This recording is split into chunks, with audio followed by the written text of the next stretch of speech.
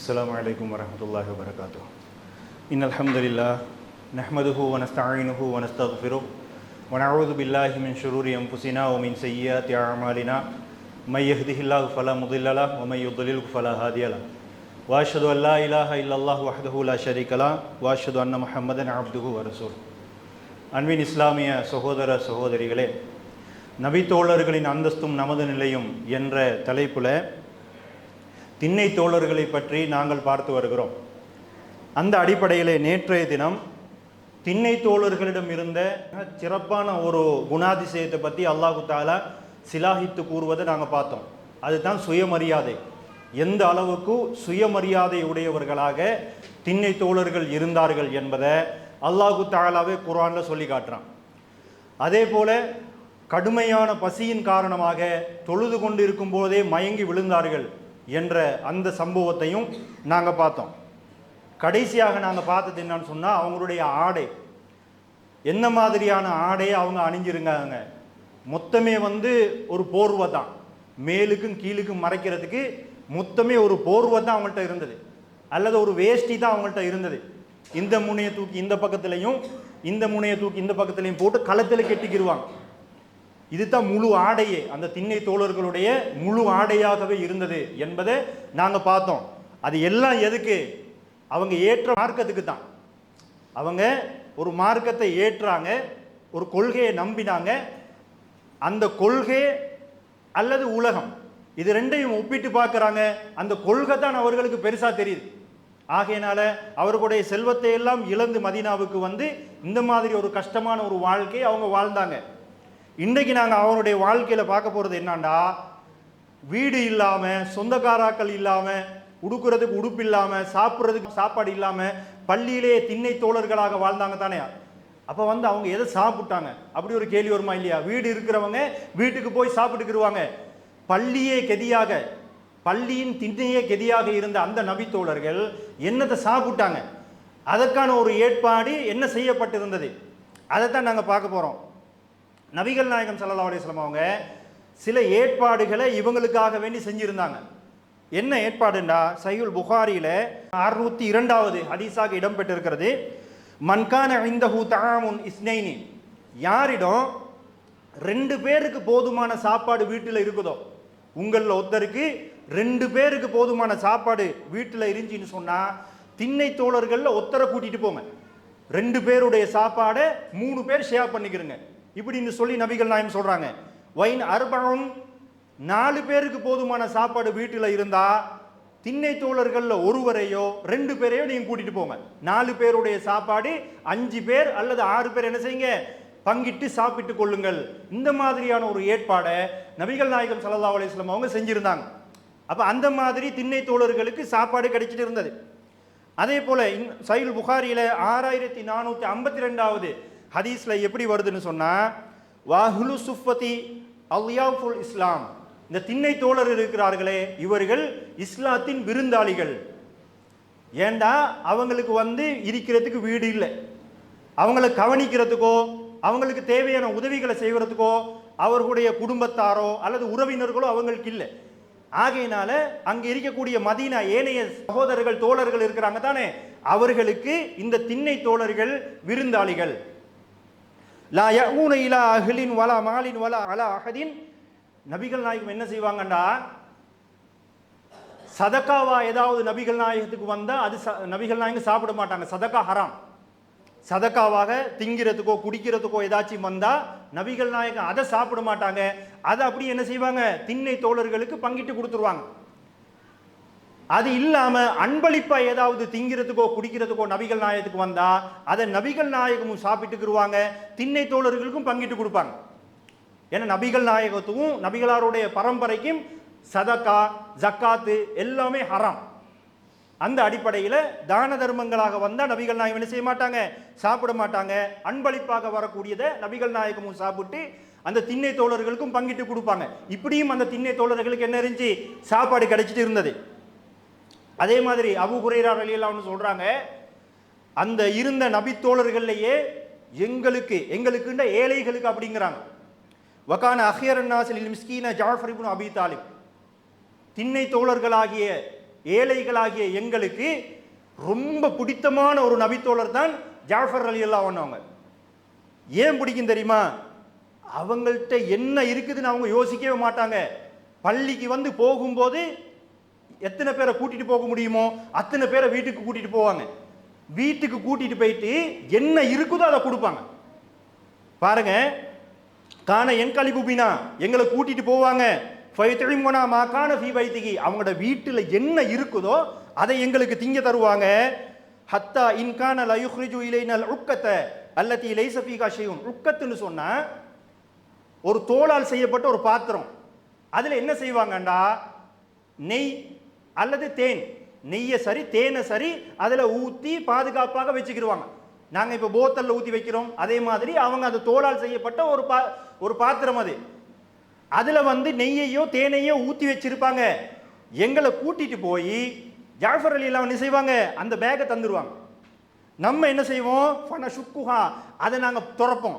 திறந்து ஃபனலாகுமா ஃபீஹா, அதில் ஒன்று இருக்காது, அந்த பேக்ல ஒன்றும் இருக்காது, ஏற்கனவே ஊற்றி வச்சது முடிஞ்சிருக்கும். ஆனால் அந்த பேக்கை பிரித்து எங்கெல்லாம் அங்கங்கே ஒட்டிட்டு இருக்குமே அந்த ஒட்டி கொண்டு இருப்பதை நாங்கள் நக்குவோம் அப்படின்வாங்க. பேக்ல ஒன்றும் இல்லை, ஆனால் ஏற்கனவே பாவிச்ச பேக்ல அங்கால இங்கால கொஞ்சம் கொஞ்சம் ஒட்டிட்டு இருக்குமா இல்லையா, அதை நாங்கள் பிரித்து நக்குவோம் அப்படிங்கிறாங்க. நான் நேற்றே சொன்னேன் சின்ன புள்ள மாதிரி இருக்கும்னு சொல்லி, இதை தான் சொன்னேன். சின்ன புள்ள அப்படித்தானே சாக்லேட்டை சாப்பிட்டுட்டு சாக்லேட் பேக்கெட்டை நக்குங்கள் இல்லையா, அதே மாதிரி சின்ன புள்ளத்தனமாக நடந்துக்கிறாங்க. ஏண்டா பசி, தன்னுடைய வயிற்று பசியை இதை நக்கியாச்சும் போக்கிக்கிடுவோம். அவ சிந்திச்சு பாருங்க, ஏன் இவங்களுக்கு என்ன தலையெழுத்து. நான் சொன்னேன் எத்தனையோ பேர் மக்கால சில கோத்திரத்துக்கு தலைவர்களாக இருந்தார்கள், தலைவர்களுடைய நிலைமை. எத்தனையோ பேர் பணக்காரர்களாக இருந்தார்கள், பணக்காரர்களுடைய நிலைமை இது. மதீனாக்கு ஹிஜ்ரத் வந்ததுக்கு பிறகு ஒரு சில ஆண்டுகள் இப்படி தான் இருந்துச்சு, ஜக்காத் வந்து குமியும் வரைக்கும் அந்த நபித்தோழர்களுடைய வாழ்க்கை இப்படி இருந்தது. தான் ஏற்ற மார்க்கம், தான் ஏற்ற அந்த மார்க்கத்தை என்ன பட்டினி வந்து செத்தாலும் பரவாயில்ல விடக்கூடாது.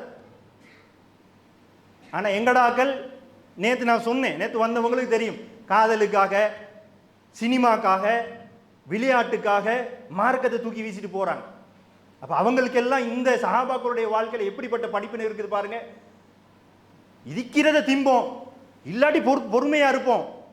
நம்ம ஏற்ற மார்க்கத்தை கொள்கையை விட்டுறக்கூடாது. இந்த கொள்கை உறுதி அந்த சஹாபாக்கள்கிட்ட இருந்தது, அது எங்களுக்கு பெரிய பாடம். இது புகாரியில 3708வது ஹதீஸாக இடம்பெற்றிருக்கிறது. அதே மாதிரி அப்பப்போ அல்லாஹ் என்ன செய்கிறான், இந்த நபித்தோழர்களுக்கு திண்ணை தோழர்களுக்கு அற்புதமான முறையில் சாப்பாடு கொடுக்குறான். எல்லா நேரத்திலையும் கொடுக்கல, ஒரு சில நேரங்களில் அற்புதமான முறையில் இவங்களுக்கு சாப்பாடு கொடுக்குறான். அபூ ஹுரைரா ரலியல்லாஹு அன்ஹு சொல்றாங்க, அவரும் ஒரு திண்ணை தோழர். அல்லாஹ் இல்லதி லா இலாஹ இல்லா ஹுவ, சத்தியம் பண்ணி சொல்றாங்க, இன் குன்து லா அத்தமிது பி கபிதி அலல் அர்லி மினல் ஜூஇ, பசியின் காரணமாக என்னுடைய வயிற்றை நான் பூமியிலே அவ்வாறே அழுத்திக் கொள்வேன். கடுமையான பசி, தாங்க முடியல. தாங்க முடியாத போது என்னுடைய வயிற்றை நான் அவ்வாறே பூமியிலே அழுத்திக் கொள்வேன். வைன் குன்து லா அஷுத்துல் ஹஜர அலா பத்னி மினல் ஜூஇ, வேறு சில நேரங்களில் கடுமையான பசியின் காரணமாக கல்லை நான் என்னுடைய வயிற்றிலே கட்டிக்கொள்வேன். அபூ ஹுரைரா ரலியல்லாஹு அன்ஹு சொல்றாங்க. இப்படி அதுக்கு பிறகு ஒரு தந்திரம் செய்கிறாங்க. ஏண்டா இவர்கள் வந்து சுயமரியாதை உள்ளவங்க தானே, தன்மானம் மிக்கவங்க இவங்க. சாப்பாடு பசிக்குது தாங்கன்னு சொல்லி நேரடியாக கேட்க மாட்டாங்க. ஒரு தந்திரம் பண்றாரு. என்ன தந்திரம் தெரியுமா, அந்த பள்ளியில வந்து தொழுது முடிஞ்சோடனே திருப்பி போறதுக்கான வழி இருக்குமா இல்லையா, அந்த வழியில நின்றுக்குருவார். வழியில நின்றுக்கிட்டு சஹாபாக்கள் போகும் பொழுது சில குர்ஆன் வசனங்களுக்கு விளக்கம் கேட்பாரு. ஆனா இந்த குர்ஆன் வசனத்துக்கான விளக்கம் அவருக்கு நல்லா தெரியும். குர்ஆன் வசனத்துக்கான விளக்கம் நல்லா தெரியும். ஆனா போவாங்க, உமர் ரலியல்லாஹு அன்ஹு போவாங்க, அபூபக்கர் போவாங்க, நிப்பாட்டி இந்த குர்ஆன் வசனத்துக்கு விளக்கம் தெரியுமான்னு கேட்பாரு. என்னதுக்கு தெரியுமா, அவரே காரணம் சொல்றாரு, மா சஅல்துஹு இல்லா லியுஷ்பிஅனி, நான் அப்படி கேட்டோன்னே அவங்க விளக்கம் சொல்லிட்டு அபூ ஹுரைராவை வாங்க என்று சொல்லி என்னைய கூட்டிட்டு போயிட்டு ஏதாச்சும் திங்க தருவாங்க, என்னுடைய வயிற்று பசியை போக்குவாங்க. அதுக்கு தான் நான் கேட்டேன், குர்ஆன் வசனத்துக்கு விளக்கம் எனக்கு தெரியும்.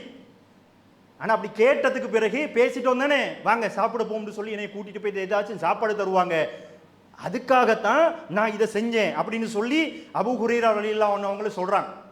அப்போ இதை கூட பாருங்க, சுயமரியாதை. அந்த நேரத்தில் கூட ஏதாச்சும் திங்க தாங்கப்பான்னு கேட்காம டெக்னிக்கா வேற மாதிரி வாராரு. ஆனால் என்ன செய்யல, அபூபக்கர் வந்தாரு, நான் கேட்டேன், ஆனால் ஏண்ட மனசில் என்ன இருந்துச்சோ அதுபடி அபூபக்கர் நடக்கலை. அவங்க என்ன செஞ்சாங்க, விளக்கத்தை சொல்லிட்டு போயிட்டாங்க பேசாம. பிறகு உமர் வந்தாங்க, உமர்கிட்டையும் நான் கேட்டேன். உமரும் என்ன செஞ்சாரு, குர்ஆன் வசனத்துக்கு விளக்கத்தை சொல்லிட்டு பேசாம போயிட்டாரு, என்னைய கூட்டு போகல. கடைசியா யார் வந்த, நபிகள் நாயகம் ஸல்லல்லாஹு அலைஹி வஸல்லம் வராங்க. என்னை கடந்து நபிகள் நாயகம் போனாங்க. போகும் பொழுது நபிகளார் என்னை கண்ட உடனே ஃபதபஸ்ஸம ஹீன ரஆனி, என்னை கண்ட உடனே அப்படியே புன்முறுவல் பூக்குறாங்க, அப்படி சிரிக்கிறாங்க என்னைய பார்த்துட்டு. வஅரஃப மா ஃபீ நஃப்ஸி வ மா ஃபீ வஜ்ஹி, என்ற முகத்தில் என்ன இருக்குது, என் உள்ளத்தில் என்ன இருக்குதுன்னு அவங்களுக்கு விளங்கிருச்சு. முகத்தில் என்ன இருக்குது, கடுமையான பசி, பசியின் கொடுமை முகத்தில் விளங்குது. உள்ளத்தில் என்ன இருக்குது, யாராச்சும் என்னைய கூட்டிட்டு போயிட்டு சாப்பாடு தர மாட்டாங்களா என்று ஏங்கி கொண்டு இருக்கிறேன். இது ரெண்டையுமே நபிகள் நாயகத்துக்கு விளங்கிருச்சு. சிரிக்கிறாங்க. சிரிச்சிட்டு யா அபாஹிர், அபூஹிர்னு கூப்பிடுவாங்க, அபு ஹுரைரானும் கூப்பிடுவாங்க, ரெண்டு மாதிரியும் கூப்பிடுவாங்க.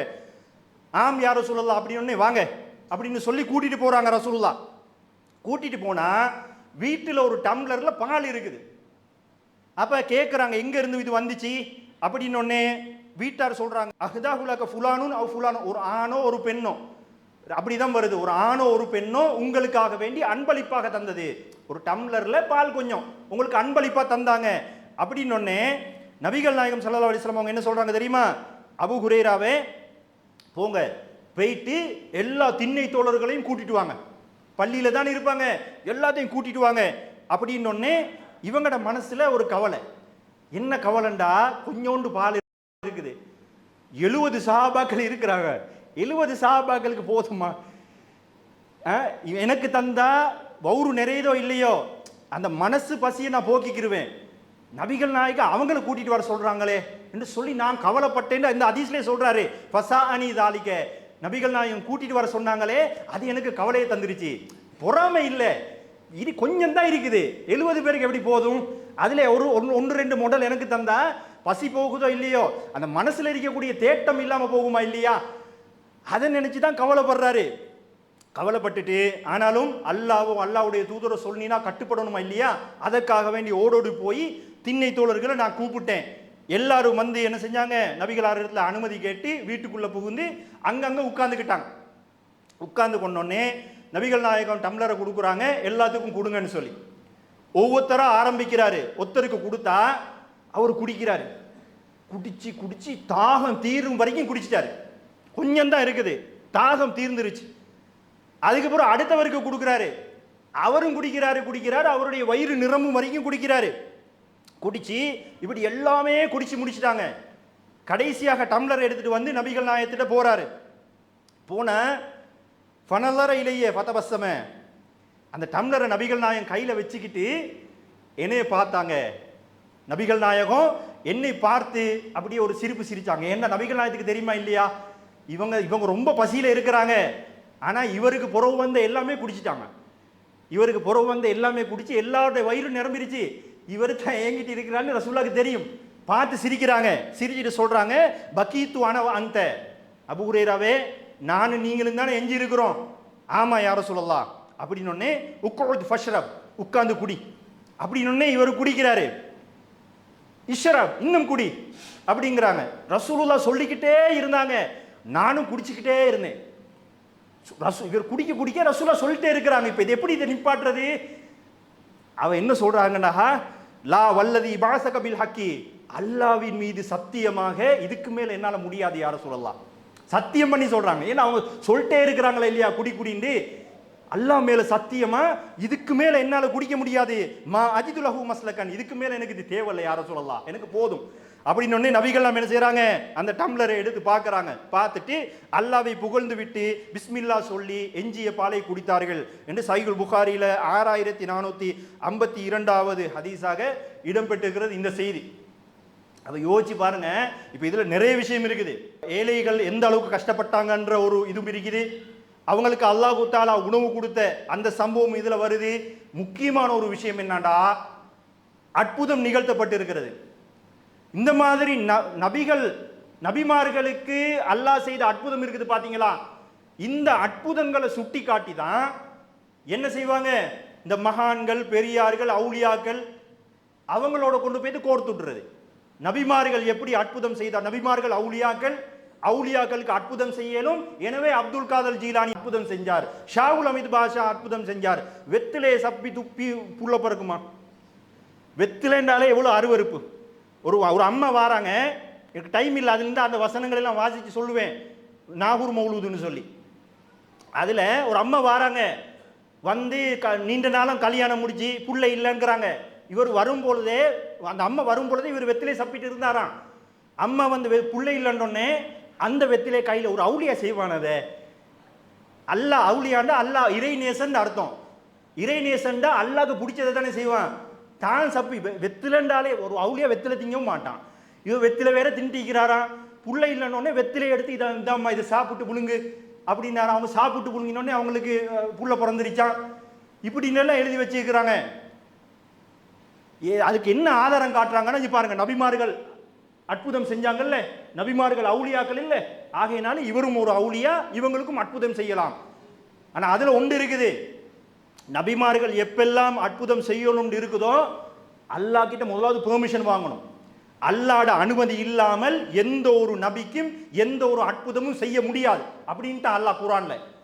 இவங்க 24 hours, இவங்க சொல்லக்கூடிய அவுலியாக்கள் இருக்காங்க தானே, 24 மணித்தியாலம் எந்த நேரத்தில் வேண்டாலும் அற்புதம் செய்யக்கூடிய ஆற்றல் நபிமார்களுக்கே இல்லைன்ட்டா அல்லாஹ்.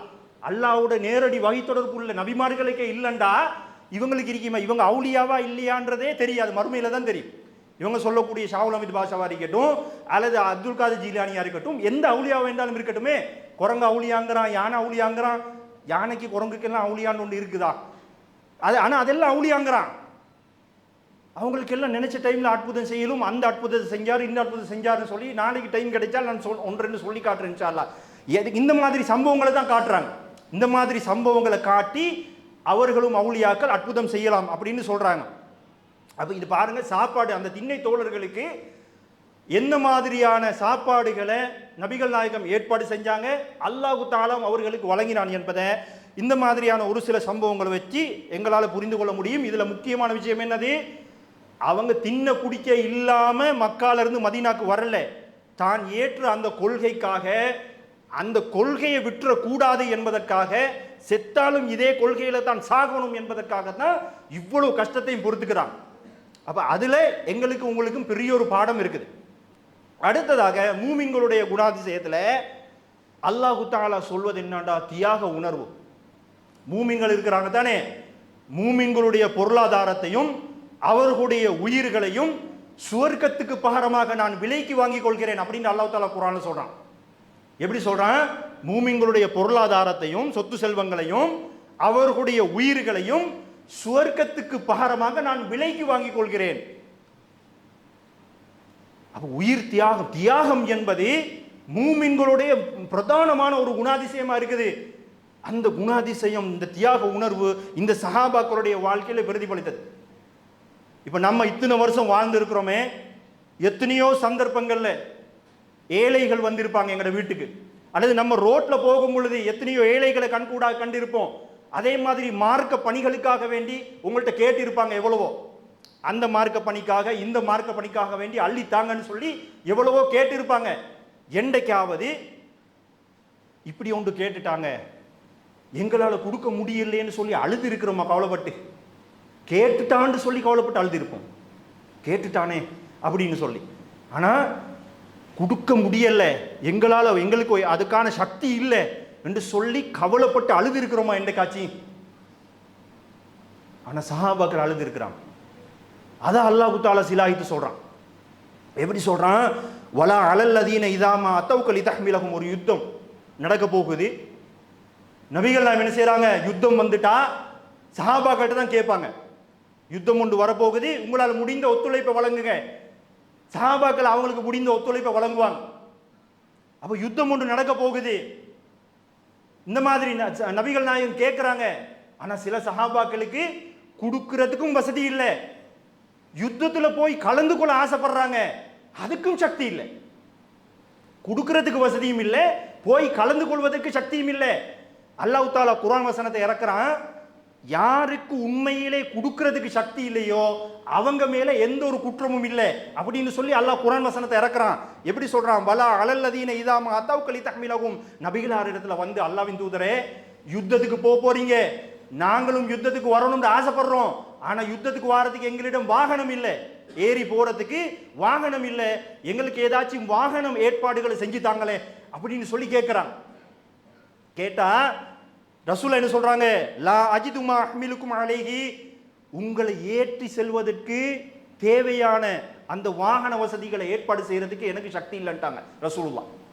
என்ன சொல்றாங்க, நீங்க வந்து கேட்குறீங்க வாகனம் தாரத்துக்கு என்கிட்ட இல்லப்பா அப்படின்னு சொல்லி நபிகள் நாயகம் சொன்ன உடனே தவல்லவ், அவர்கள் திரும்பி சென்றார்கள். எப்படி போனாங்க தெரியுமா, வஅயுனுஹும் தஃபீது மினத் தம்இ ஹஸனன் அல்லா யஜிது மா யுன்ஃபிகூன், நல்வழியிலே செலவழிப்பதற்கு அவர்களிடம் ஏதும் இல்லையே என்ற கவலையின் காரணமாக அழுது கொண்டே சென்றார்களே. நபியே, அவர்கள் மீது எந்த ஒரு குற்றமும் இல்லைங்கிறான் அல்லாஹ். எதுக்கு அழுதாங்க, நல்வழியில செலவழிப்பதற்கு ஒன்றும் இல்லை, கவலையில் அழுதுட்டு போறாங்க. நபிகள் நாயகத்தை ஏமாத்தலாம், அழுகிற மாதிரி அழுதுகிட்டு அல்லாவை ஏமாத்தலாமா? கண்ணால வடிகிற கண்ணீரையும் அல்லாஹ் தெரியும், அந்த கண்ணீர் எதுக்கு வடிதுன்னு அல்லாஹ்க்கு தெரியுமா இல்லையா? கவலைப்பட்டு அழுதுட்டு போறாங்க, கொடுக்கறதுக்கும் இல்லை, போய் கலந்து கொள்றதுக்கும் வசதி இல்லைன்னு சொல்லி அழுதுட்டு போறாங்க. இந்த குணாதிசயத்தை அல்லாஹ் தஆலா, இதான் தியாக உணர்வுங்கிறது, இதாங்க எங்கள்கிட்ட இல்லை. எங்கள்கிட்ட இல்லாதது இது ஒன்று தான். வெச்சிக்கிட்டு என்ன செய்யறோம், வெச்சிக்கிட்டு கொடுக்காம இருக்கிறோம். சஹாபாக்கள் கொடுக்கணும்னு துடிக்கிறாங்க, இல்லை. அதனால தான் அல்லாஹ் தஆலா அந்த அந்தஸ்து, வாழும் பொழுதே சுவர்க்கவாதிகள்ன்ற அந்தஸ்து அல்லாஹ் தஆலா கொடுத்தானே, நியாயமா இல்லையா? பாருங்க, நாங்க உகது மலை அளவுக்கு தங்கத்தை தர்மம் செஞ்சாலும் அந்த நபித்தோழர்கள் ஒரு கைப்பிடி அளவுக்கு தர்மம் செய்யக்கூடிய கூலி எங்களுக்கு கிடைக்காதுன்றாங்களே, நியாயமா இல்லையா? இதுதான் இந்த குணாதிசயம். இந்த குணாதிசயம் காரணமாகத்தான் அவர்களுக்கு அப்படிப்பட்ட அந்தஸ்தை அல்லாஹ்வும் அல்லாஹ்வுடைய தூதரும் கொடுத்தாங்க. அப்போ நம்ம என்ன செய்யணும், கஞ்சத்தனம் காணும். சிலாக்கள் என்ன செய்யறது, வெள்ளிக்கிழமை வரைக்கும் வெயிட் பண்றது, வெள்ளிக்கிழமை மட்டும்தான் தர்மம் செய்யணும், அதுலேயும் குறிப்பிட்ட டைம் மட்டும்தான், ஜும்மாக்கு முதல்ல, அதுக்கு பிறகு கொடுக்குறேயும் இல்லை, ஏனைய நாட்களும் கொடுக்குறேன். வெள்ளிக்கிழமை அல்லாத நாளில் கடைக்கு முன்னுக்கு போயிட்டு வந்தா போய் வெள்ளிக்கிழமை வாங்கன்ற விரட்டுற. எந்த குர்ஆன் வசனத்தில் எந்த ஹதீஸ்ல யாராச்சும் யாசகம் கேட்டு வந்தா வெள்ளிக்கிழமை மட்டும் கொடுங்கன்னு இருக்குது? வந்த விரட்டுறாங்க, இங்க கல்ல நிறைஞ்சிட்டு இருக்குது, கொடுக்கவும் மாட்டேங்கிறான். வாம சாயில ஃபலா தன்ஹர், கேட்டு வருபவர்களை விரட்டாதீங்கன்றான் அல்லாஹ். அல்லாஹ் அருள் செய்யறான், அவ்வளவு வந்து குமியுது காசு, சந்தோஷப்படணும். பிச்சைக்காரன் வந்து நின்றா சந்தோஷப்படணும். அல்லாஹ்வுடைய அருளை அடைவதற்கு, சுவர்க்கம் போவதற்கு நல்லொரு வழியை நீங்க ஏற்படுத்தி தந்துட்டீங்கன்னு சொல்லி சந்தோஷப்பட்டு அள்ளி கொடுக்கணும். அல்லாஹ் எப்படி எடுத்துக்கிறான், ஏழைகளுக்கு கொடுப்பதை தனக்கு கொடுப்பதை அல்லாஹ் எடுத்துக்கிறான். நாளை மறுமையில கேட்பான், ஏப்பா அன்றைக்கு குளிர்ல நடுங்கி கொண்டு வந்தனே, ஏன் நீ எனக்கு போர்வை தரலன்னு அல்லாஹ் கேட்பான் மறுமையில. இவன் வந்து பேய் அறிஞ்சவமா, யா அல்லாஹ் நீ வந்தியா, நீ நடுங்கினியா, நீ என்கிட்ட போர்வை கேட்டியா அப்படிம்பா. அல்லாஹ் என்ன சொல்லுவான், அன்றைக்கு ஒரு ஏழை வரல, குளிர்ல நடுங்கி கொண்டு உன்கிட்ட வரல, உன்கிட்ட போர்வை கேட்கல, அன்றைக்கு நீ அவனுக்கு கொடுத்திருந்தால் நீ என்னை கண்டிருப்பாய் அப்படின்னு சொல்லி அல்லாஹு தஆலா ஹதீஸுல் குதுஸில வருது. என்னை கண்டிருப்பாய் என்றா ஏலத்தான் அல்லாஹ்னு விளங்கிற கூடாது. என்னுடைய நான் வந்து உனக்கு செய்ய வேண்டிய அருளை நான் செஞ்சிருப்பேன் அர்த்தம். இந்த மாதிரி நான் தாகத்தோட வந்தேனே, ஏன் எனக்கு தண்ணி தரல கேட்பான். அந்த இப்போ கடைக்கு முன்னுக்கு வந்து நிற்கிறாங்க தானே, நம்ம விரட்டுறோம் தானே, அதையும் அல்லாஹ் தஆலா கேட்பான். அன்றைக்கு உன் கடைக்கு முன்னுக்கு வந்து நின்னேடா, கையேந்தினே, ஏன் எனக்கு தரலன்னு அல்லாஹ் கேட்பான். என்ன சொல்லுவோம்? அப்ப நல்லா விளைவிக்கிறோம். இருக்கிறவங்க என்ன செய்யுங்க, கஞ்சத்தனம் பாடாமல் அள்ளி கொடுங்க. அதே மாதிரி இந்த பில்டிங்குக்கும் நாங்கள் வந்து ஒரு ரிக்வஸ்ட்டை வச்சிருக்கிறோம். ஜும்மாக்கு வந்து சகோதரர்களுக்கு தெரியும், இந்த பில்டிங்கை வாங்குறதுக்காக வேண்டி ஒரு 7 கோடி ஒரு முயற்சியில் நம்ம இறங்கி இருக்கிறோம். முதல் படியை கஷ்டப்பட்டு நம்ம வச்சிருக்கிறோம். அதை அல்லாஹ் மீதி படிகளை வந்து அல்லாஹ் லேசாக்கி தந்துடுவான். ஆனால் அதுக்கான ஒத்துழைப்பு வந்து என்ன செய்யணும், 2 மாதிரி ஒத்துழைப்பு வழங்கலாம்னு நான் அன்றைக்கு சொன்னேன். காசு நேரடியாக தரக்கூடிய சகோதரர்கள் காசையும் தந்துட்டு, யாரிடம் பொருளாதாரம் இருக்கிறதோ, பொருள் வசதிகள் இருக்கிறதோ அவங்கள்ட்ட போய் இந்த மாதிரி ஒன்று நட்பணி இருக்கிறது, உங்களால் முடிந்த ஒரு ஒத்துழைப்பை செஞ்சேன்னு சொல்லி அவங்கள் மூலமாக கூட ஏதாச்சும் காசு பணம் வந்துட்டா அவங்களுக்கு 2 கூலி. ஏன், அவங்க கையாலையும் காசு போட்டு இருக்கிறாங்க, இன்னொருத்தரையும் சேர்த்து விட்டாங்க. காசு தாரத்துக்கு வழி இல்லையா? சிலாக்கள் நினைக்கிறாங்க, எப்படி நான் 50 ரூபா கொடுக்கறது, 7 கோடி 50 ரூபா கொடுத்தா என்ன ஆக போகுது அப்படின்னு நினைக்கவே கூடாது. அல்லாஹ் என்ன பார்க்குறான், நீயத்தை தான் பார்க்குறான். எவ்வளோ கொடுத்தன்றது பொறவு தான். அல்லாஹ் முதலாவது என்னத்தை பார்க்குறான், எதுக்கு கொடுத்தன்னு தான் பார்க்குறான். யாருக்காக கொடுத்த, அந்த நீயத்து கரெக்டாக இருந்தால் தான் எவ்வளோ கொடுத்து நல்லா பார்க்குறான். ஆகையினா நம்ம என்ன செய்யணும்? எங்களுக்கு 50 ரூபா தான் முடியுமா, யாரெல்லாம் எனக்கு இவ்வளோ தான் முடியும், எனக்கு முழுமையான கூலியை தான் சொல்லி போட்டுட்டு யாரெல்லாம் செல்வந்தர்கள் இருக்கிறார்களோ அவங்கள சந்திக்கணும். அவங்கள சந்திச்சு இந்த மாதிரி ஒரு நன்மையான சதக்கா ஜாரியாங்க, மௌத்தா போனதுக்கு பிறகு தொலையலுமா, மௌத்தா போனதுக்கு பிறகு நோன்பு வைக்கலுமா, ஆனால் கபருக்கு போனதுக்கு பிறகு நன்மைகளை அள்ளி தரக்கூடிய விஷயங்கள் எல்லாம் ஒரு செல்வந்தரை தேடி போய் இந்த மாதிரி ஒரு பெரிய ஒரு பாக்கியம் இருக்குது, அடைஞ்சு கொள்ள முடியும், ஒத்துழைப்பு செய்யுங்கன்னு சொன்னா அல்ல என்ன செய்வான்? அவங்களோட மனசை மாற்றி விட்டுருவான். நானும் சரி நீங்களும் சரி, இப்போ ஒரு கிழமை ஆக போது, யார் யார் அந்த முயற்சியில் ஈடுபட்டமோ தெரியாது, ஜும்மாக்கு வந்த சகோதரர்கள் முடிந்த அளவுக்கு என்ன செய்யுங்க, அந்த உதவிகளை அந்த ஒத்துழைப்புகளை வழங்கிக்கிறீங்க. உங்களோட கபருக்கு தான் வரப்போகுது, யார்கிட்ட பொக்கெட்டுக்கும் போறது இல்லை, உங்களோட கபருக்கு தான் அது வரப்போகுது. அப்போ பாருங்க, குடுக்குறதுல வந்து சஹாபாக்கள் எப்படி இருந்தாங்கண்டு. அதே மாதிரி பாருங்க, இப்போ இன்றைக்கு வந்து விலை உயர்ந்த வாகனங்கள் இருக்குது பார்த்தீங்களா, இன்றைக்கு இந்த விலை உயர்ந்த வாகனங்களுக்கு சமன் அன்றைக்கு இருந்த ஒட்டகங்கள். நபிகளாருடைய காலத்தில் ஒட்டகம் இருக்குதே, இன்றைக்கு அதிகம் விலை உயர்ந்த ஒரு வாகனத்துக்கு ஈடாகும். ஒரு நபித்தோழர் என்ன செய்யறாரு, ஜா ரஜுலுன் பினாகத்தி மஹ்தூமத்தின், கடிவாளமிடப்பட்ட ஒரு ஒட்டகத்தை ஒரு நபித்தோழர் எடுத்துட்டு வந்து என்ன சொல்றாரு தெரியுமா? ஹாதிகி வி சபீலில்லா, அல்லாவின் தூதரே இந்த ஒட்டகத்தை அல்லாஹ்வுடைய பாதையிலே நான் தர்மம் செய்து விட்டேன் அப்படிங்கிறார். இன்றைக்கு ஸ்ரீலங்காவா இருக்கட்டும், முஸ்லீம் நாடுகள் எவ்வளவோ இருக்குது, காசு பணம் அப்படி கொட்டுது. தன்னுடைய பென்ஸ் காரை கொண்டு போய்த்து இதை நான் அல்லாஹ்வுடைய பாதையிலே தர்மம் செய்கிறேன்னு சொல்லி யாராச்சும் ஒருத்தர் சொல்லக்கூடியவர் இருக்கிறாங்களா? ஏங்க, அந்த அன்றைக்கு இருந்த அந்த ஒட்டகம் பென்ஸ் காருக்கு சமனுங்க. அன்றைக்கு இருந்த வாகனங்கள்ல ஒட்டகம்ன்றது இன்றைக்கு ஒரு பென்ஸ் காருக்கு சமன். கொடுப்பாங்களா? சிலாக்கள் சொல்லுவாங்க, அப்படி அப்படி எப்படி கொடுக்கறது, 1-2 இருந்தா கொடுப்பானா, அது 1000 மாதிரி இருந்தா கொடுப்பான். 1000 இருந்தாலும் கொடுக்க மாட்டான். அல்லாஹ் தஆலா குர்ஆன்ல என்ன சொல்றான்? உலுல் ஃபல்லுங்கிறான். ஒன்னாவது உலுல் ஃபல்லுன்னு சொன்ன வசதி படைத்தவர்கள், ரெண்டாவது வசாத்திங்கிறான், தாராள தன்மையோட மனசு இருக்கணும். முதலாவது காசு பணம் இருந்து மட்டும் போதாது, காசு பணம் இல்லாமையா இருக்குது, கோடிக்கணக்கு போற டொய்லெட்கே தங்கத்தை பூசி வச்சிருக்கிறான். இருக்கிற காசை என்ன செய்யறன்னு தெரியாம கழியிற இடத்தை கொண்டு போய் தங்கத்தை பூசி வச்சிருக்கிறான். அவ்வளவு காசு குமிஞ்சு கிடக்குது. காசும் இருக்கணும், மனசும் இருக்கணும். அல்லாஹ் ரெண்டையும் சேர்த்து தான் சொல்றான். அந்த அபூபக்கர் ரலியல்லாஹு மிஸ்தகுடைய சம்பவத்தில் நான் சொன்னேனே, அல்லாஹ் ரெண்டு சொல்றான். பொருள் வசதி படைத்தவர்கள், தாராள மனசுடையவர்கள், ரெண்டும் இருந்தா தான் கொடுப்பான். ஒரு கார் தான் இருக்குதா, மனசு இருந்தா கொடுத்துருவான். 1000 கார் இருக்குதா, மனசு இல்லைன்னா கொடுக்க மாட்டான். இந்த நபித்தோழர் என்ன செய்யறாரு? கடிவாளப்பட்ட ஒட்டகத்தை கொண்டு வந்து அல்லாஹ்வுடைய பாதையில தர்மம் செஞ்சிறாரு. நபிகள் நாயகம் என்ன செய்யறாங்க? ஒரு சுப செய்தி சொல்றாங்க. லகபிஹா யௌமல் கியாமத்தி 700 நாகத்தின் குல்லுஹா மக்தூமா.